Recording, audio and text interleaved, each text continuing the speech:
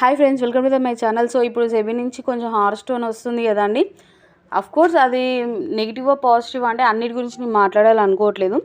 Just ఏంటంటే expiries గురించి అండి. ఎవ్రీడే ఎక్స్పైరీ ఉండడం వల్ల మాత్రం పక్కాగా లాస్ అనేది చాలా వరకు వస్తుందండి. చాలా పెరిగిపోయింది కూడా. ఇప్పుడు ఆఫ్టర్ కోవిడ్ చాలా వరకు ఎంటర్ అవుతున్నారు. కరెక్ట్గా నాలెడ్జ్ లేకున్నా కూడా, తెలుసుకోకుండా జస్ట్ టిప్స్ మీదనే బేస్ చేసుకొని వెళ్ళిపోతున్నారు. క్యాండిల్స్ గురించి కానీ, లేకపోతే వాళ్ళు ఏ ప్రైస్ని మాత్రం ఎందుకు బై చేయాలి, సెల్ చేయాలి అనేది కూడా తెలుసుకోవట్లేదు.